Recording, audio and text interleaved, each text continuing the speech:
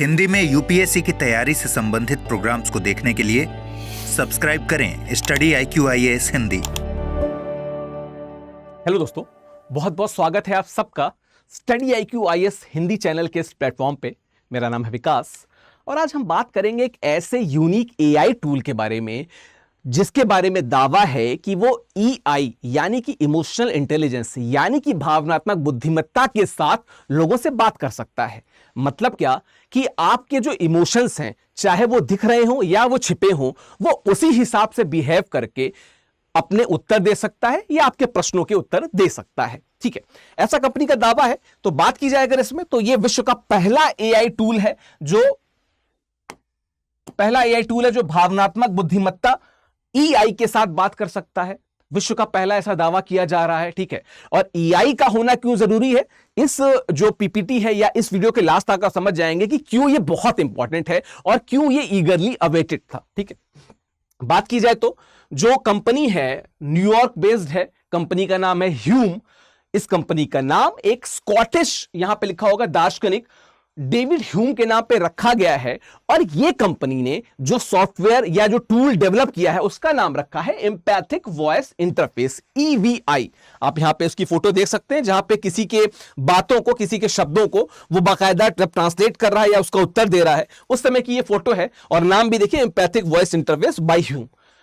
मैंने ट्राई किया, मैंने कुछ स्ट्रेटेजिक प्रश्न पूछे थे अमेरिका और इजराइल रिलेशन या अमेरिका फिलिस्तीन जो रिलेशन उसको लेके स्ट्रेटेजिक प्रश्न थे, तो थोड़ा सा स्किप कर गया वो, या कुछ चीजों को उसने जानबूझ के नहीं बताया। बट यस, जब विज्ञान से जुड़े या AI से जुड़े कुछ प्रश्नों के मैंने क्वेरी की, जब कुछ प्रश्न मैंने पूछे, तो निश्चित तौर पे उसका रिस्पॉन्स बहुत सटीक था। हाँ, ये बात जरूर है कि अभी भी बहुत क्षेत्रों में काम किए जाने की जरूरत है। खैर, कंपनी का दावा है कि यह उपयोगकर्ता की भावनाओं और उनके शब्दों के पीछे के अर्थ को भी समझ सकता है। तो अगर कभी आप किसी मेलाफाइड या बोनाफाइड रीजन से क्वेश्चन पूछेंगे तो हो सकता है वो समझ जाए और वहां पे आपके जो प्रश्न पूछने के पीछे की जो मंशा है उसको भी वो जाहिर कर दे। खैर, बात की जाए तो एप्लीकेशन प्रोग्रामिंग इंटरफेस API के माध्यम से ये क्या दावा करते हैं कि यह मानव कल्याण सेवा कर सकती है। ये ऐप या जो ये AI टूल है, यह मानव कल्याण के लिए प्रयुक्त हो सकता है। दो चीजें हैं, एक बात है API यानी कि एप्लीकेशन प्रोग्रामिंग इंटरफेस। जब आप LLMs यानी कि लार्ज लैंग्वेज मॉडल्स की बात करते हैं तो बहुत से इंटरफेसेस दिखते हैं, उनमें ही एक है एप्लीकेशन प्रोग्रामिंग इंटरफेस, जहां पर लैंग्वेजेस के माध्यम से, जो कोडिंग लैंग्वेजेस होते हैं उनके माध्यम से एक इंटरफेस तैयार किया जाता है और फिर उसके आधार पर ऐप्स तैयार किए जाते हैं या टूल्स, AI टूल्स तैयार किए जाते हैं। तो इनका दावा है कि इनका जो API है जिसका नाम EVI है, उसके माध्यम से ये मानव कल्याण कर सकते हैं, लोगों की सेवा कर सकते हैं। कुछ जगहों पे ब्रीफ देते हुए कंपनी ने यह बताया कि जहां पे असाइलम्स हैं या जहां पे क्या कहते हैं स्कूल्स हैं या अनाथालय हैं या ऐसी जगह पे जहां पे लोगों को गाइडेंस की जरूरत है और एम्पल मात्रा में उनको गाइड करने वाले लोग अवेलेबल नहीं हैं, वहां पे ये AI उनको गाइड कर सकता है सकारात्मक तरीके से। ऐसा कुछ जगहों पे कंपनी ने दावा किया है। खैर, जब हम बात करते हैं AI की, ठीक है, जब हम बात करते हैं EI की, इमोशनल इंटेलिजेंस यानी कि भावनात्मक बुद्धिमत्ता यानी कि इमोशनल इंटेलिजेंस की, तो क्या है EI, इसको समझ लेते हैं। देखिए, एक चीज होता है जिसे हम कहते हैं EQ, इमोशनल क्वोशेंट, एक चीज होता है IQ जिसे कहते हैं इंटेलिजेंट क्वोशेंट। जब आपका इमोशनल और इंटेलिजेंट क्वोशेंट एक पर्टिकुलर बैलेंस पे रहता है, यानी कि आपके जीवन में जब इमोशंस और इंटेलिजेंट का एक परफेक्ट बैलेंस रहता है, तो आप ये कह सकते हैं कि आप एक इमोशनल इंटेलिजेंट व्यक्ति हैं। देखिए, जब आप IAS ऑफिसर बनेंगे तो बहुत जगहों पे आपको EI यानी इमोशनल इंटेलिजेंस की जरूरत पड़ेगी। कई बार किसी काम को कराने के लिए, कई बार किसी व्यक्ति को, किसी घटना को, किसी बात को या किसी पर्टिकुलर वर्ग को परसुएट करने के लिए। हो सकता है कि अगर आप इमोशनली बैलेंस ना हो, आप कभी ज्यादा रिएक्ट कर जाएं या कभी रिएक्ट ही ना करें, एकदम से जिसे कहते हैं कि इमोशन विहीन रह जाएं, ऐसा हो सकता है। लेकिन एक IAS ऑफिसर अगर आप बनना चाहते हैं, एक अच्छे IAS ऑफिसर बनना चाहते हैं, तो बेसिक नीड क्या है कि इमोशनली आप बैलेंस रहें, अति ना हो, अति का भला ना बरसना और अति की भली ना चूक, दोनों चीजें न हो। यही बात बताता है AI, जो क्या कहता है EI, जो क्या कहता है कि स्वयं और दूसरों की भावनाओं को समझना, आप खुद को भी समझें कि कहां पे आप हाइपर हो जाते हैं, कहां पे आप कम रहते हैं, कहां पे आप बहुत अच्छे से काम करते हैं, कहां पे बहुत अच्छे से नहीं कर पाते हैं। नंबर एक, सामने वाले को भी समझें, या अगर सामने कोई समूह है तो उसे भी समझें। हो सकता है आप किसी ऐसे क्षेत्र में तैनात हो जहां पे सामने वाला समूह आपकी बातों को उस तरीके से ना समझता हो जिस तरीके से आप समझाना चाहते हैं। तो किन गुणों को आप अपने में आत्मसात करके उनको समझा सकते हैं, या किन बातों को समझ के आप उनको समझा सकते हैं, परसुएट कर सकते हैं, यह बात कहना चाह रहा है। दूसरी बात क्या, जीवन की जटिल समस्याओं को हल करने के लिए भावनाओं का उपयोग करना। और लास्ट में है, खुश और सफल जीवन जीने के लिए भावनाओं का प्रबंधन करना। एक केस बताता हूं आपको महेंद्र सिंह धोनी का। आपने अक्सर देखा होगा कि न हार में न जीत में, किंचित नहीं भयभीत में। कई बार हार मिली, कई बार बहुत बड़ी वर्ल्ड कप की दो जीत मिली। आपने कभी महेंद्र सिंह धोनी को भावनाओं के अतिरेक में बहते नहीं देखा होगा। तो आप ये कह सकते हैं कि he is a emotionally balanced person. और हम सबको जिंदगी में अगर कोई बड़े प्रतिमान स्थापित करने हैं तो हम बहुत से उदाहरण देख सकते हैं। सचिन तेंदुलकर का देख सकते हैं, हम अटल बिहारी वाजपेयी जी का एग्जांपल दे सकते हैं। There are so many examples जहां पे ऐसे व्यक्ति जो भावनात्मक रूप से बहुत बैलेंस थे, उन्होंने बड़े प्रतिमान गढ़े। इसका मतलब क्या कि जब आप भावनात्मक बुद्धिमत्ता की बात करते हैं तो आप आत्म जागरूकता की बात करते हैं, समानुभूति यानी एम्पैथी की बात करते हैं, सामाजिक कौशल की बात करते हैं, इंस्पिरेशन की बात करते हैं, और सेल्फ रेगुलेशन यानी कि स्व विनियमन की बात करते हैं। मतलब क्या कि जब आप इंटरनली आपको पता रहता है कि किन गुणों को आपको और निखारना है और किन दोषों को कम करना है, जब आप लोगों की भावनाओं को समझने लगते हैं एम्पैथी के द्वारा, जब आप एक सामाजिक कौशल विकसित कर लेते हैं, जब आप समाज में एक बैलेंस बनाने की कोशिश करते हैं, या ये चाहते हैं कि समाज में वैमनस्यता न फैले, या जब आपको इसकी एक कोई प्रेरणा मिल जाती है। कुछ लोगों के लिए समाज सेवा प्रेरणा होती है, कुछ लोगों के लिए बड़ा आईएएस अधिकारी बनना प्रेरणा होती है। अगर आपके पास प्रेरणा है तो आप खुद को सेल्फ रेगुलेट कर सकते हैं, आत्म विनियमित कर सकते हैं, डिसिप्लिन ला सकते हैं। और निश्चित तौर पे अगर ये 5 गुण आपके में बैलेंस है, या इन 5 चीजों पे आपकी कमांड है, तो एक बात तो तय है कि आप भावनात्मक बुद्धिमत्ता की ओर बढ़ रहे हैं, या एक लेवल तक भावनात्मक बुद्धिमत्ता आपने अचीव कर ली है। ठीक है, एक बड़ी बहुत जरूरी चीज है कि भावनात्मक समझ या भावनात्मक बुद्धिमत्ता क्या नहीं है। क्या है ये तो हमने देख लिया, क्या नहीं है। आप अगर लोगों की भावनाओं को अनदेखा करते हैं या उनकी भावनाओं को दबाते हैं तो भावनात्मक बुद्धिमत्ता नहीं है। यदि भावनाओं को सोच और निर्णय लेने पे हावी होने की अनुमति दे देते हैं तो निश्चित तौर पे ये आपकी भावनात्मक बुद्धिमत्ता नहीं है। कोई भावना, कोई इमोशन आप पे हावी हो गया तो आप चीजों को कैसे मैनेज करेंगे, इसलिए उसको कैसे मैनेज करना है, बैलेंस रखना है, यह बहुत जरूरी है। संज्ञानात्मक और अकादमिक बुद्धिमत्ता का एक संकेतक, जैसे क्या कि अगर आप किसी चीज को ओवर एम्फेसाइज कर रहे हैं, चीजों को जहां पे आपको संज्ञानात्मक यानी कि कॉग्निटिव एबिलिटीज की जरूरत है वहां पे आप कोई थ्योरी ले आ रहे हैं, जहां पे थ्योरेटिकल एबिलिटीज की जरूरत है वहां पे आप कॉग्निटिव एबिलिटीज ले आ रहे हैं, तो इसका भी आपको बैलेंस बनाना होगा। एक व्यक्ति की योग्यता या रुचि, संघर्ष से बचना, जीवन में सफलता का निर्धारक इत्यादि ये चीजें नहीं है। मतलब क्या कि अगर कोई एक व्यक्ति खुश हो गया और आपको लगता है कि आपने एक को समझा के आपने इमोशनल इंटेलिजेंस का टैग, इमोशनली इंटेलिजेंट का टैग हासिल कर लिया, नहीं बात है। दूसरी बात क्या है, अगर आप किसी संघर्ष से ही बच गए, मतलब क्या कि आपको पता है कि आप इस जगह पे जाएंगे, आपको इस संघर्ष का सामना करना पड़ेगा क्योंकि आप इमोशनली बैलेंस नहीं है, तो आपने उसको स्किप करके कोई और रास्ता ले लिया, इसका मतलब आप इमोशनली इंटेलिजेंट नहीं है, आप चीजों को स्किप कर रहे हैं, आप चीजों से, समस्याओं से भागने की कोशिश कर रहे हैं। ठीक है, और लास्ट में, जीवन में सफलता का निर्धारक नहीं है। कोई व्यक्ति जीवन में बहुत सफल है, माफ कीजिएगा, इसका मतलब यह कतई नहीं कि वो इमोशनली इंटेलिजेंट है। विराट कोहली बहुत सफल है, लेकिन अक्सर उन पे यह दोषारोपण होता है कि वो इमोशनली बैलेंस नहीं है, आउटबर्स्ट उनका पिच पे दिख जाता है। ठीक है, बात की जाए उसके बाद की तो आर्टिफिशियल इंटेलिजेंस, इसमें मैंने पहले बता चुका हूं कि 50 के दशक में शुरुआत हुई थी, 70 के दशक में इस पर बात हुई थी, और ब्रिटेन एलवी नाम का एक प्रोजेक्ट बनाया था, यूरोपीय संघ ने एस्पिट नाम के प्रोजेक्ट की शुरुआत की थी। आप मेरे पुराने वीडियो में रेफरेंस ले सकते हैं, मैंने डिटेल में वहां पे बात की है। खास बात की है कि जब VLSI यानी very large scale of integration, जब उसका उद्भव हुआ एक सब्जेक्ट के तौर पे और इंजीनियरिंग क्लासेस में या बीटेक क्लासेस में इन चीजों को पढ़ाया जाने लगा, तब एक दायरा विकसित हुआ जहां पे AI को स्कोप मिला कि वो लोगों के जीवन से जुड़ सकता है, या लोग प्रैक्टिकली उसको मतलब अन्य लोगों के जीवन से जोड़ सकते हैं। ठीक है, तो ये चीज है जो आर्टिफिशियल इंटेलिजेंस, और 83 की बात है जब ये VLSI यानी very large scale of integration की बात होती है, एक सब्जेक्ट के तौर पे जुड़ता है, एक बाकायदा अकादमिक सोच के साथ ये जुड़ता है VLSI। ठीक है, अगर एआई की बात की जाए तो इसके अनुप्रयोग क्या क्या हैं आप देख सकते हैं। स्वास्थ्य देखभाल, निश्चित तौर पे Indian council of medical research ने जैव चिकित्सा अनुसंधान और स्वास्थ्य देखभाल में कृत्रिम बुद्धिमत्ता का प्रयोग किया। तो स्वास्थ्य में कई जगहों पर इस्तेमाल हो सकता है कि कई बार जो लोगों की पर्चियां होती हैं, लोगों की दवाइयां होती हैं, उसको ऑटोमेट किया जा सकता है एआई के माध्यम से, या भविष्य में किसी इस तरह की चीजों को प्रेडिक्ट करके एक एआई जनरेटेड दवा तैयार की जा सकती है। देखते हैं कहां तक जाता है।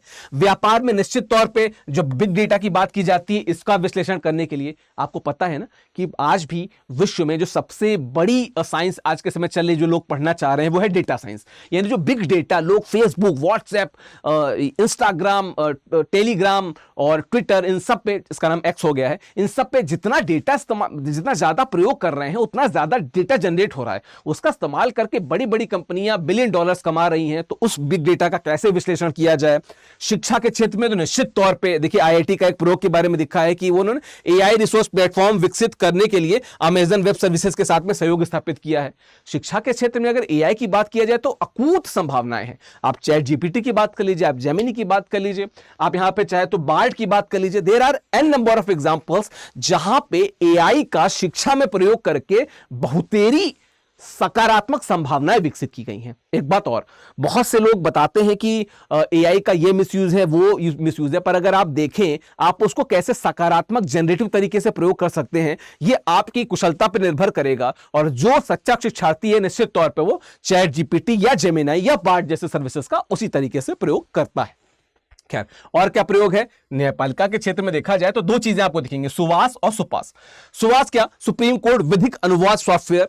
देखिए, आपको पता है कि सुप्रीम कोर्ट की बहुत सारी बहसें अंग्रेजी में होती हैं, तो किसी क्षेत्रीय या किसी वर्नाकुलर व्यक्ति को अगर उसके भाषा में उसका अनुवाद चाहिए तो सुवास है उसके लिए, जो एआई जनरेटेड है। और SUPACE, Supreme Court portal for assistant in court efficiency, court की एफिशिएंसी, मतलब ये तो भाषा से रिलेटेड हो गया, ये कोर्ट की वर्किंग से लेके हो गया कि कितने जल्दी केस हो जाएं, ऑटोमेटेड बेसिस पे या एआई बेसिस पे जो नए केस हैं उनको कैसे अलाइन करना है, किस जज के साथ अलाइन करना है, किस बेंच के साथ अलाइन करना है, डिसीजन हो गया तो किधर अलाइन करना है, डिसीजन रुका हुआ है तो किधर अलाइन करना है, डिसीजन टल गया है तो किधर अलाइन करना है। ये सारी चीजें सुपास से हो सकती हैं। इसके अलावा साइबर सुरक्षा, निश्चित तौर पे एआई का जो सबसे बड़ा टारगेट पॉइंट है, सकारात्मक नकारात्मक दोनों तरीके से, वो है साइबर सुरक्षा। क्योंकि हम सबको पता है कि एआई इतना विकसित हो गया है कि कल को पता नहीं कि कल को आपके फादर या आपके ब्रदर या आपकी मदर की आवाज में आपके पास एक कॉल आ जाए जो एआई जनरेटेड हो, जो पैसा मांग रहा हो और आप पैसा ट्रांसफर कर दे, पता चला कि आप लुट पिट गए शाहरुख खान की तरफ पे और आपको पता चला कि आप एआई द्वारा मूर्ख बना लिए गए हैं। ठीक है, बात की जाए उसके बाद की तो एआई के लाभ क्या है? सटीकता, निश्चित तौर पे हालांकि यूपीएससी के पेपर को उतने इफिशिएंटली सॉल्व नहीं कर पाया, लेकिन इसका यह मतलब नहीं है कि एआई सटीक नहीं है। हम कुछ उदाहरणों को लेके किसी निष्कर्ष पर नहीं पहुंच सकते। एक बहुत अच्छा इसका उदाहरण यह है कि कई मामलों में जब हम एआई का प्रयोग करते हैं लोगो बनाने के लिए, अभी वीडियो की बात की थी, अभी जो एआई टूल जिसकी हम लोग आज वीडियो कर रहे हैं, जब हम उसकी ईवीआई की बात करते हैं तो हम देखते हैं कि कहीं ना कहीं उनके उत्तर या एटलीस्ट भावनाओं का संप्रेषण सटीक है। बात किया जाए बेहतर निर्णय की क्षमता, निश्चित तौर पर अगर कई बार आजकल देखिए लोग क्या कंफ्यूज हो जाते हैं, लोग थंबनेल को लेके, टाइटल को लेके, टॉपिक को लेके, समरी को लेके कंफ्यूज हो जाते हैं। वो पूरा एक जो लोग प्रो यूजर हैं चैट जीपीटी 4 के, आप उनसे पूछिएगा कि वो बड़े बड़े टेक्स्ट डालते हैं, उसकी समरी दे देना, बड़ी बड़ी पोएम्स की समरी दे देना, बड़े बड़े थंबनेल को इंटरेस्टिंग और आई कैचिंग वे में जनरेट कर देना, ये सब एआई के द्वारा हो रहा है। खैर, नवाचार में वृद्धि, निश्चित तौर पे अभी मैंने आज ही जब ईवीआई की मैं बात कर रहा हूं, इसके पहले मैं जब मैं लास्ट टाइम आया तो मैंने बताया था कि चुनाव प्रचार में कैसे यूज और मिसयूज दोनों हो सकता है। तो निश्चित तौर पे नवाचार तो है ही, भले कदाचार के लिए प्रयोग किया जाए लेकिन है तो नवाचार। खैर, उत्पादकता में वृद्धि, इसमें कोई दो राय नहीं है। अगर आप पहले किसी डॉक्यूमेंट को लिख के, बना के, सोच के, कॉपी करके जनरेट करते थे तो हो सकता है आप उसको एक दिन में आप 20 या 30 डॉक्यूमेंट बना सकते हो। एआई के मतलब सहयोग से आप 100, 200, 500, 1000 डॉक्यूमेंट बना सकते हैं। इसकी कोई लिमिट नहीं है।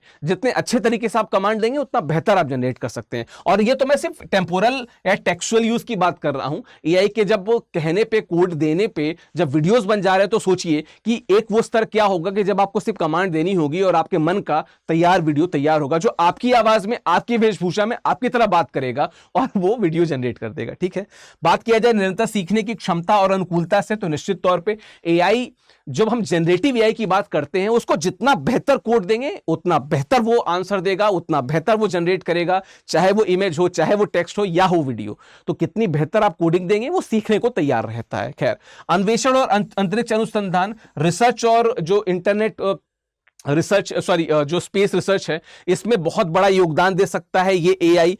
चूंकि जब हम स्पेस रिसर्च की बात करते हैं तो एक बड़ा वर्ग जो एस्ट्रोनॉमी की तरफ वो झुका हुआ है, एक बड़ा वर्ग जो एस्ट्रोनॉमिकल रिसर्च से जुड़ा हुआ है, अगर उनको एआई एक सप्लीमेंट के तौर पर मिल जाए तो अपने बड़े बड़े कैलकुलेटिव जो रिसर्च होते हैं उनको बड़े लिमिटेड और बड़े समय, मतलब जिसे कहते हैं कि बहुत कम समय पे उसको पूरा कर सकेंगे। क्योंकि आपको पता है कि जब स्पेशियल रिसर्च की बात करते हैं, जब हम एस्ट्रोनॉमिकल रिसर्च की बात करते हैं, या जब हम पार्टिकल फिजिक्स के रिसर्च की बात करते हैं, जब हम स्ट्रिंग थ्योरीज जैसे टॉपिक्स की बात करते हैं, तो बहुत बड़े बड़े हजारों पेज के कैलकुलेशंस आते हैं। हो सकता है एआई के जरिए वो 1000 पेज का कैलकुलेशन एक लाइन के कैलकुलेशन में तब्दील हो जाए, तो निश्चित तौर पे जो एस्ट्रोनॉमर्स हैं उनको उसमें फायदा रहेगा। ठीक है, नुकसान क्या है? नौकरी का विस्थापन, इसमें कोई दो राय नहीं है, बड़े स्तर पे लोगों की नौकरी चली जाएगी। कॉपी राइटर हैं, कॉपी इवेल्युएटर हैं, बहुत से लोग हैं जो बैकएंड पे काम करते हैं कंपनियों के। निश्चित तौर पे पीपीटी जनरेटर है, टेक्स्ट जनरेटर है, वीडियो जनरेटर है, कितने लोगों की जॉब खा सकता है, इसमें तो कोई दो राय नहीं है। हाँ, ये जरूर है कि आप पहले से अगर स्किल को लेकर तैयार हो जाएंगे तो हो सकता है आपकी जॉब ना जाए। नैतिक चिंताएं भी हैं। हमने देखा था अभी कुछ दिन पहले हीरोइन रश्मिका मंदाना का वीडियो, जहां पे वो डीप फेक के द्वारा बनाया गया था, बहुत रियल लग रहा था, बहुत ज्यादा वो जो एक्टर हैं उससे नाराज भी हुई थी। लेकिन ये इस बात का धोता है कि भविष्य में मिसयूज किया जा सकता है। मैंने कुछ दिन पहले एक वीडियो भी लिया था जहां पे मैंने बताया था कि कैसे अर्जेंटीना के जो राष्ट्र प्रमुख के लिए चुनाव था उसमें बाकायदा एआई का इस्तेमाल करके फोटो प्रसारित कर दी गई, और उस फोटो का असर यह हुआ कि लोगों पर नकारात्मक छवि हुई उस नेता की जिसका फोटो निकाला गया। ठीक है, और सार्गियो जिनका नाम था शायद, और वो बाकायदा चुनाव हार गए। ठीक है, तो ये भी मिसयूज है। डेटा उपलब्धता और गुणवत्ता पर निर्भरता, यही है कि ये जितने ज्यादा कोड देंगे उतना ज्यादा ये बेहतर होगा। हालांकि जब हम एजीआई की बात करेंगे, अभी भी आएगा, जब हम कुछ ऑल्टरनेट्स को देख रहे हैं जहां पे वो खुद ही समझ ले रहा है, जब तक वहां नहीं जा रहा है तब तक तो कम से कम आपको एक लिमिटेड मात्रा में डेटा देना पड़ेगा, तभी वो रिजल्ट देगा। अपने आप से तो समझ के रिजल्ट नहीं देगा। ठीक है, कि आप उससे बोलें कि भाई मेरे दिमाग में जो समझ लो, एक मेरा क्या कहते हैं आर्टिकल बना दो, ऐसे नहीं बनाएगा। ठीक है, वहां पे भी जाने पे समय है। खैर, सुरक्षा जोखिम, बहुत सारे सुरक्षा जोखिम है। डेटा को ही एक बार में इतनी बड़ी तरीके से मैनिपुलेट कर सकता है। मैंने जब डीप फेक की बात की तो वो भी एक सुरक्षा जोखिम है। बात करता हूं देश की सुरक्षा की, तो हमारे पास इतने सारे जिसे कहते हैं कि न्यूक्लियर सर्विसेज हैं, हमारे देश से जुड़ी ऐसी बहुत सारी सर्विसेज हैं जो निश्चित तौर पे बहुत ज्यादा सर्विलेंस में हैं, या बहुत ज्यादा जिसे कहते हैं कि एक देश के तौर पे वो हमारी सुरक्षा से जुड़ी हैं। अगर उनको कभी एआई या डीप फेक की मदद से पब्लिक कर दिया गया या किसी देश द्वारा चुरा लिया गया तो निश्चित तौर पे ये नुकसान होगा।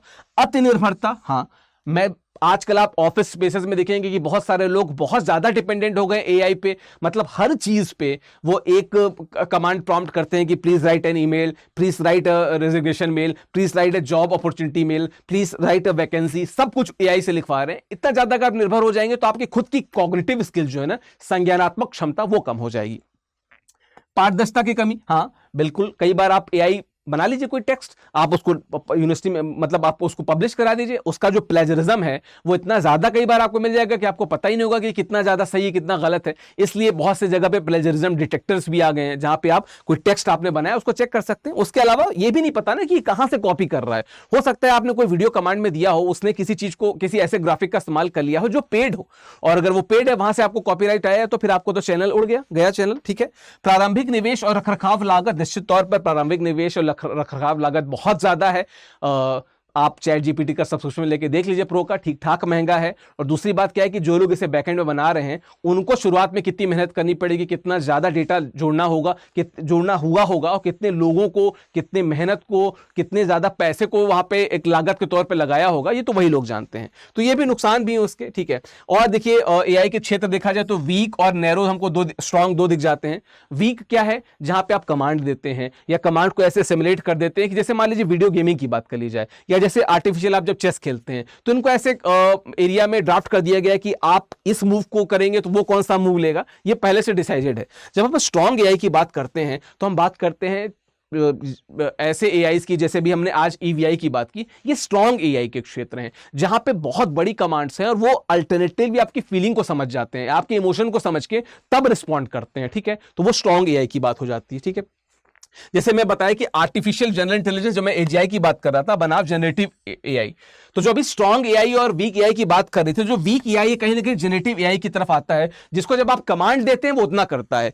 एजीआई आर्टिफिशियल जनरल इंटेलिजेंस क्या है, जो ऑटोमेटिकली समझ ले, यानी कि जो हम आज ईवीआई की बात कर रहे हैं वो कहीं ना कहीं एजीआई की तरफ हमारे कदम है। एजीआई मतलब क्या, कि अगर वो जो एआई टेक्निक है वो समझ ले कि आप क्या कहना चाह रहे हो, आप क्या सोचना चाह रहे हो, बताना चाह रहे हो, क्या गाना चाह रहे हो, क्या समझाना चाह रहे हो, और उसको ऑटोमेटिकली खुद से ही समझ के वो प्रॉम्प्ट एक्शन ले ले और रिजल्ट आपको दे दे, तो वो एजीआई हो जाता है। यद्यपि पूर्ण तरीके से वहां पे पहुंचना भी लंबा एक रास्ता होगा, लेकिन जब हम ईवीआई, जो आज मैं जिसमें वीडियो लेक्चर ले रहा हूं, अगर मैं ईवीआई की बात करूं तो एजीआई की तरफ एक बड़ा कदम है, ठीक है। जनरेटिव एआई, भाई चैट जीपीटी पे आप कमांड देते हैं कि जैसे आप एलेक्सा को कमांड देते हैं, आप चैट जीपीटी कमांड करते हैं please write short text regarding my qualification for an company, तो वो लिख के दे देता है। तो वो सारी चीजें जनरेटिव एआई की बात हो जाती है, ठीक है।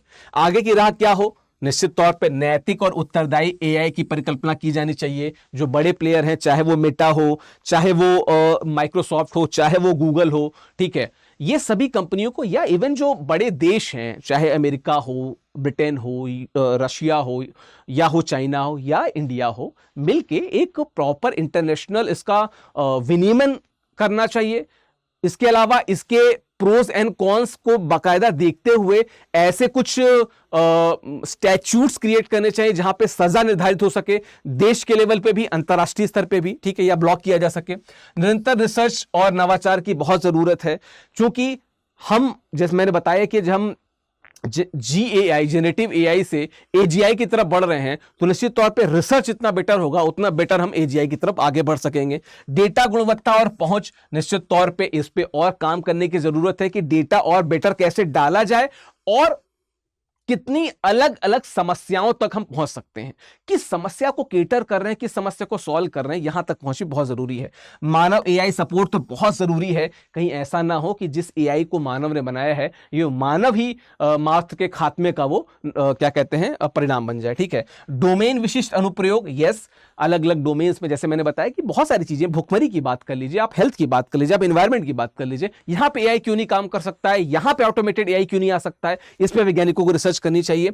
इससे संबंधित शिक्षा के साथ साथ कार्यबल के विकास पर बल देना बिल्कुल तौर पे, और अंतर्राष्ट्रीय सहयोग और मानदंड, मैंने शुरुआत में बात की कि इंटरनेशनल कोऑपरेशन बहुत जरूरी है। जैसे स्पेस की बात की हमने, सीज की बात की, वैसे ही एआई के लेवल पे भी इंटरनेशनल कोऑपरेशन बहुत जरूरी है, ठीक है।